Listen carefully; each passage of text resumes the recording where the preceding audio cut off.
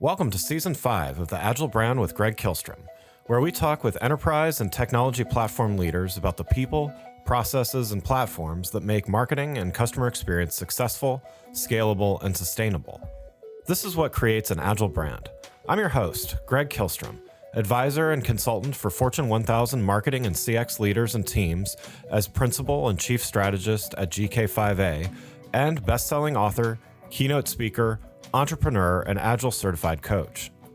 The Agile Brand podcast is brought to you by TEKsystems, an industry leader in full-stack technology services, talent services, and real-world application. For more information, go to teksystems.com.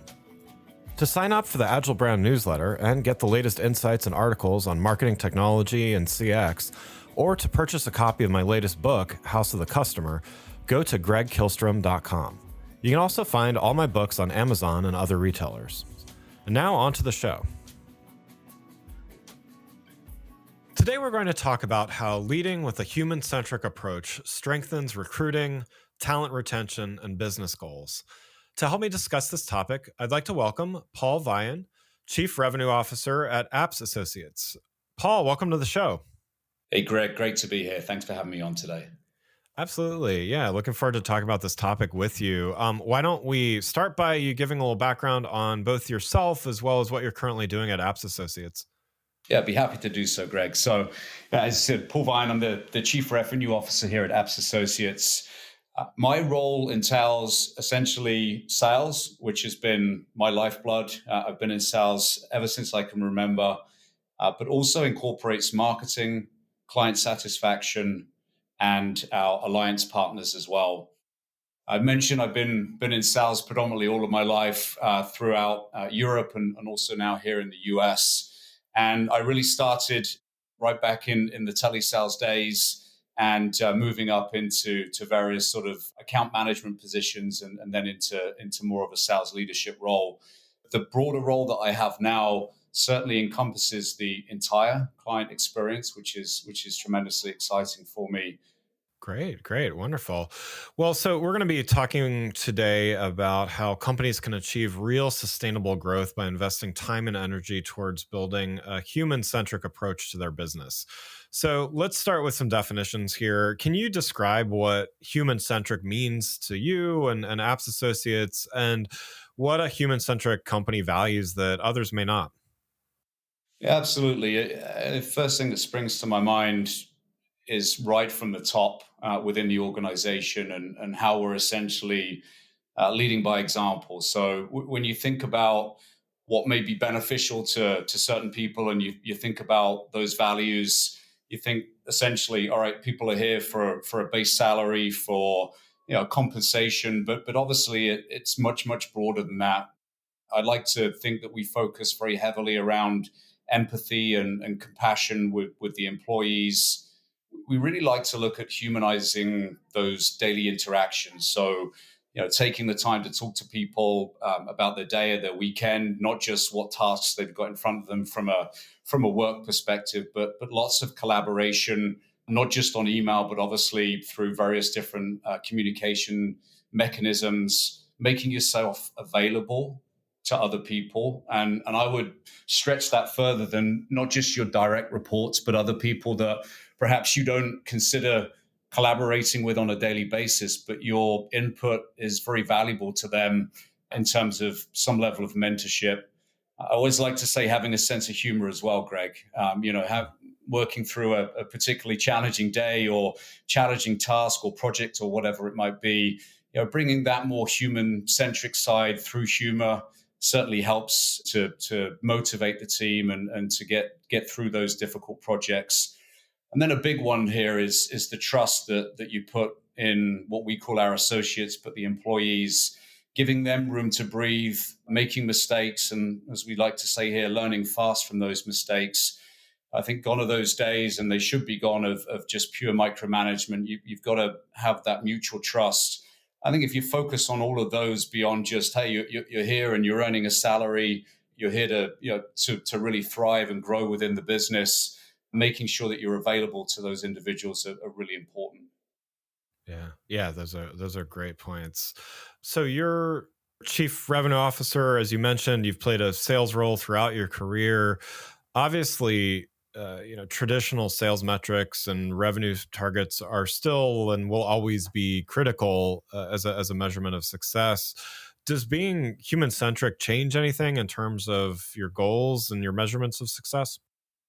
Yeah, so without giving this, or certainly without giving my age away on this, Greg, I mentioned I've been in sales a long time, and I think we've probably all seen some of those movies, and I've certainly been part of sales motions where you think about that sort of boiler room mentality. Right. You're here to deliver, you're here to hit a number, and essentially it's almost like a robotic exchange of, if you're not doing that, that you're failing. And Yeah. that type of mentality for me, it still exists, I'm sure. For me, it's something from the past that I was part of as a sales rep.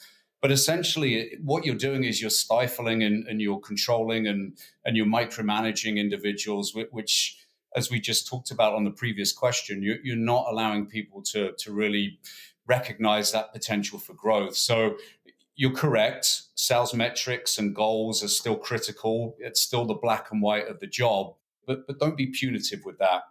You should treat the sales team or any part of your team as how you wish to be treated, and not just a number. And if you didn't deliver on that number, you failed. And for me, one of the most important measurements and metrics outside of what is your quota and how are you doing in terms of quota attainment is the growth aspect of it. We would all love somebody to come in on day one and be able to knock it out of the park and start delivering on their results. But the reality is that just doesn't happen. So I think the important part to that measurement is, yes, am I tracking to my KPIs? Am I getting towards my target? But also, am I showing growth quarter over quarter, year over year? That human-centric approach, what I found, not only does it inspire and motivate the employee or the salesperson in this example, but that sort of trickles back down through to the customer engagement as well. You lose that desperation for a sale and somebody perhaps becoming unprofessional because their sales leader is really pushing down on them unprofessionally hard. And then also you sound a little less like a secondhand car salesperson in the approach, and you're still delivering value as you go through that conversation. Yeah. Yeah. Agreed. And so lots of different people are motivated by different things. In the boiler room scenario, you think Yeah. of a lot of people that are very highly motivated by those extrinsic things, salaries, bonuses, commissions, all of those things. And those are great motivators. Nothing wrong with being motivated by those things.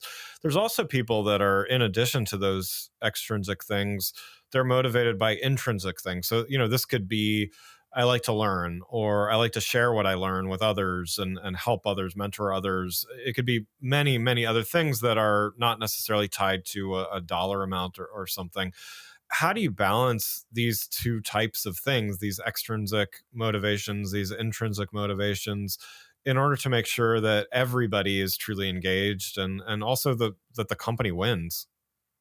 One size certainly does not fit all. Every individual is different, and everybody needs some level of different engagement and coaching and support throughout their career. You have to adjust to those individual needs to make sure that it's not that cookie cutter approach. And you've also got to keep in mind that each employee's working, that their total motivation is going to differ. And you have to adjust your style from a coach and a leadership perspective to make sure that you're supporting that team accordingly. And when you give somebody a voice, so you're not just talking over them and saying, "Hey, again, this you're here to earn a base salary, and you're here to earn commission, and that's what it's about." You're giving them the opportunity to essentially be heard, to be seen, and at that point, I feel like everybody is in that together to win. The second thing I would add is the positive workplace culture. So again, I can think back to various movies and times in my career where it's felt like more of a punitive approach to getting sales done. And if you don't do this, then this is the negative outcome. I don't think you can underestimate the power of positivity And again, that goes from the top down. So from the leadership down, it's really important that you set that tone and set that message. I think the other thing that we quite often think about is celebrating the small wins along the way, which includes the recognition and praise, but then the ability to also identify where you haven't won and to look at those losses and have those conversations open and honestly without criticism, but just constructive feedback in terms of how you're going to change that next time around. So it doesn't need to be punitive. And as I mentioned before, if you create that type of environment, you create the positive workplace culture, you're going to see that trickle down to the customer experience. I'm a true believer. We all talk about, customer success and how we make sure that our customers are really happy. If we don't start that focus internally with the employees, ultimately, I think the customer suffers. So that is a really important benchmark. And I'll just wrap up on this, that how you make others feel in general speaks louder than I think anything else that you can ultimately say around a particular number or something in black and white.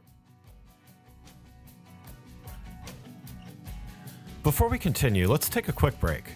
If you're like many marketing leaders today, you're inundated with a need to improve the customer experience across an increasing number of channels and touch points, all while ensuring your team is performing well, innovating, and continuously improving.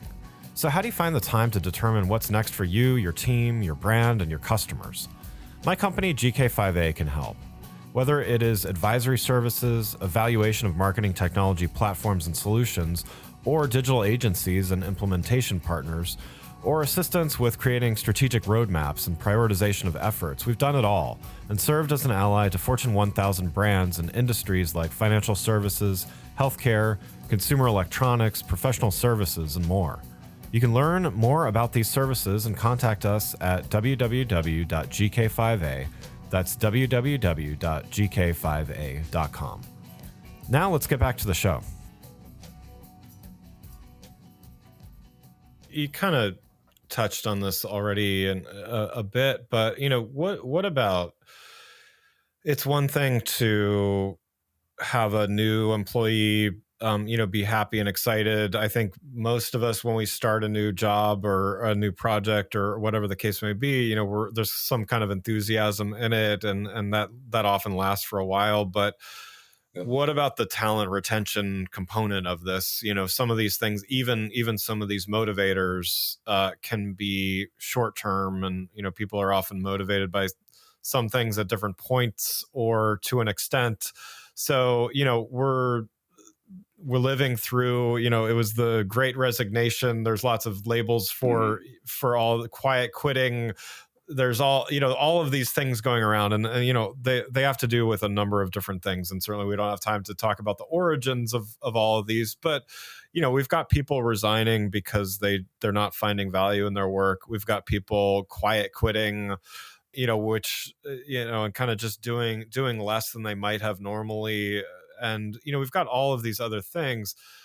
It's expensive to lose an employee. It's expensive to hire an employee. Given all of what you shared already, how do successful companies look at this idea of retention? I think in general, the whole conversation around the Great Resignation and really just the battle for really good talent that happened as we emerged from the pandemic was really interesting. And it certainly got us really focusing much more around retention overall, to your point and to your question, Greg. The time that we now invest in focusing in on orientation and onboarding has increased significantly, and making that a really positive, pleasant, seamless experience as people join the business.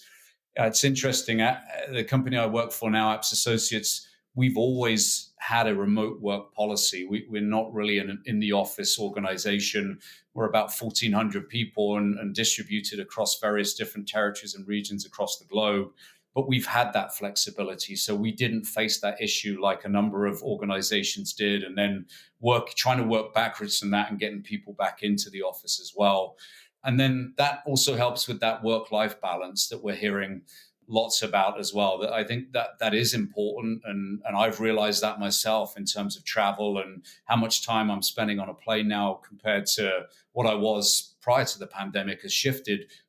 but I still feel extremely productive, and nothing else has really suffered from that reason. And I think if you look around all of those different areas, you add more focus around just general career growth within your organization, training opportunities, and back to that sort of positive culture and open door policy. All of these with the trust and micromanagement, if you can implement those, become a culture within your organization, and then people start to feel that during the interview process, if you do that correctly, and then as they're being onboarded into the organization, that they see it almost immediately. And of course, the hardest thing to do is describe a culture until you actually feel it. Yeah. Yeah. And you had mentioned some of Apps Associates' growth, and some of that certainly was organic growth, but the company has also acquired quite a few companies over the last year alone, achieving steady growth amidst the economic stuff that's going on all around us, right? Yeah. What are some of the unique I've been part of acquisitions before, and certainly there are a unique set of challenges on a number of fronts. But since we're talking about culture and we're talking about teams, what are some of the unique challenges that mergers and acquisitions pose to a company that's really driven by these high performing teams? I look at it in two different ways. So just focusing in purely from a sales perspective, and when we've looked at growth and acquiring companies, some of the early on mistakes that we've seen are, hey, we've got to get this company acquired, we've got to get it integrated as quickly as possible, we've got to get them doing exactly what we do. Otherwise, we're going to end up with all of these different and disparate approaches. And of course, that's not the case. You certainly have a runway and a softer runway to change. And if you think back to the human element of this, and you think back to salespeople, you have to ask your question: Do you need to change their comp immediately, for example, to line up with what you have as the acquiring company? Do you need to update and change their targets immediately? So it's that immediate sticker shock of now suddenly you're doing this the next day when you didn't know you were being acquired the day before, versus actually it's okay to let you run with this for the foreseeable future, and slowly integrate and start to build up that confidence and that understanding, and starting to feel that culture, as we've seen that as a really important lesson here. So the big bang integration and, hey, everything's got to be our way, and we can't sort of run through this at a softer runway has been a really important lesson that we've seen here. And then just in general, there's that feeling that from the company being acquired, what they had was better than what they're getting now. So you have to take your time to sort of work through that immediately. You don't have to rip the Band-Aid off and say, all right, you're straight over to this particular HR policy or benefit or whatever it might be. You've got some time to work through that. And the positives on paper of when you look at cultural alignment between the two organizations can look fantastic, but obviously when you're first getting together, you're having that first date with everybody, it can be a very different experience from what you saw as you were going through that process of acquisition. So I think bringing the good parts of the culture from both the organizations and piling those together can be extremely positive.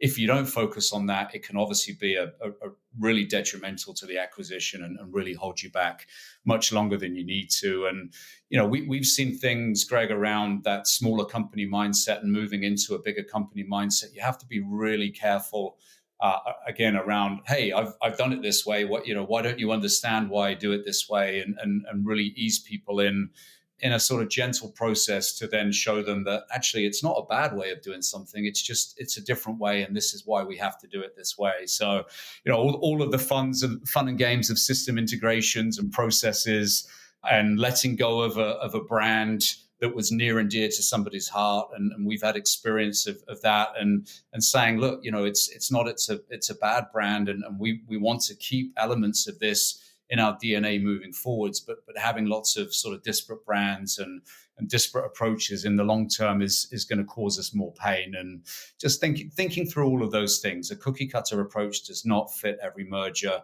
and acquisition. You've got to have a level of patience, listening, and empathy for a smoother integration. And demonstrating, as I said, a different way doesn't mean a bad way.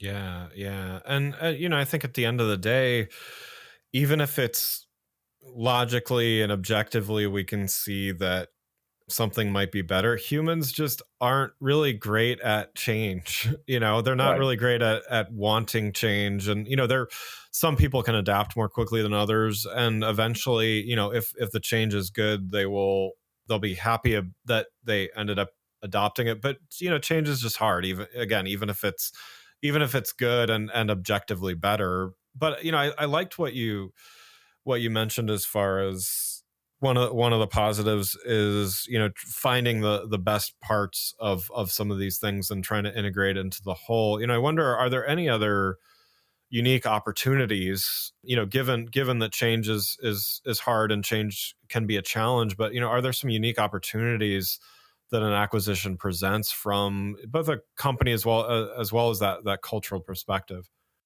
I think one of the most exciting elements of any acquisition, Greg, is just the opportunity to learn from the talent of the company that you're acquiring.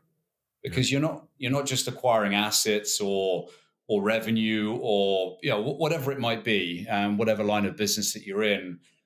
A big part of this is around the people that you're bringing in, and I think the bringing together, like I said, from a cultural aspect, whilst you mentioned this, it can be a challenge, and change is a challenge.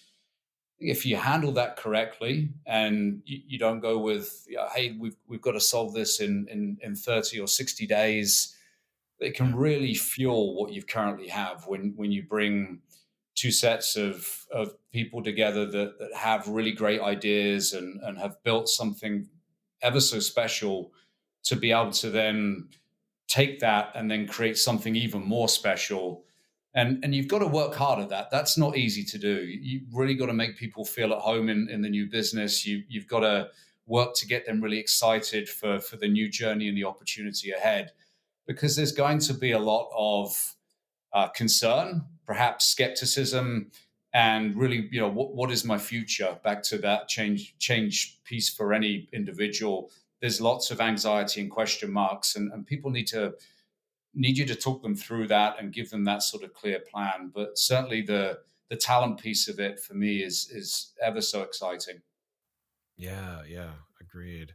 So you've touched on some pieces of this as well, but how do you think about success when you're integrating a new company, or in the case of Apps Associates, maybe one, two, three plus companies into a culture that is already successful? What does success look like for that integration from how you look at it?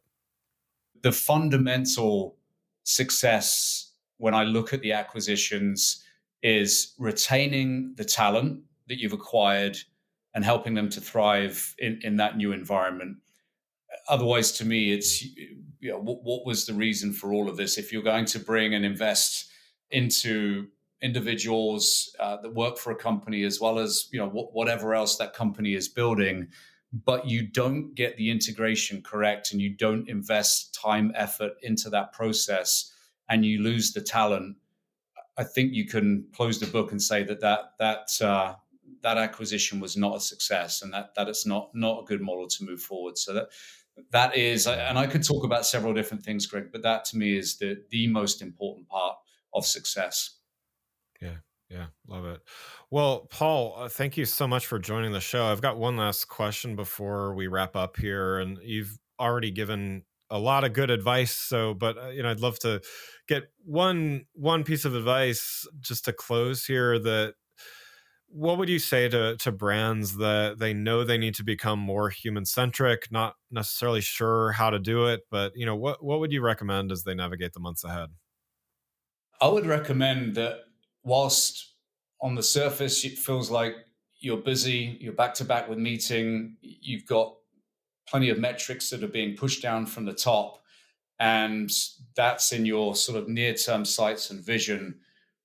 If you don't take a big portion of your day to be talking to your team members, to be interacting and engaging, to be there showing that empathy and working through things together and collaboratively, that you're not going to see that improvement. And I just can't stress that part enough, that it feels like sometimes you get to the end of the day and you may not have accomplished what your day-to-day tasks are because you've been working and solving issues with your team and with other people that are coming to you in a sort of mentoring capacity. But you can't underestimate the importance of that. So my advice would be, take that time and take a significant portion of your week to do that and to work and talk to your team. Yeah, great, wonderful. Well, again, I'd like to thank Paul Vian, Chief Revenue Officer at Apps Associates, for joining the show. You can learn more about Paul and Apps Associates by following the links in the show notes. Thanks again for listening to the Agile Brand with Greg Kihlstrom podcast, brought to you by Tech Systems. If you enjoyed the show, please take a minute to subscribe on your podcast channel of choice and leave us a rating so that others can find the show more easily. You can access more episodes of the show at www.gregkihlstrom.com. That's GREGKIHLSTROM.com. To get a copy of my latest book, House of the Customer, visit my website, or you can find it on Amazon or other retailers. The Agile Brand is produced by Missing Link, a Latina-owned, strategy-driven, creatively fueled production co-op. From ideation to creation, they craft human connections through intelligent, engaging, and informative content. Until next time, stay agile.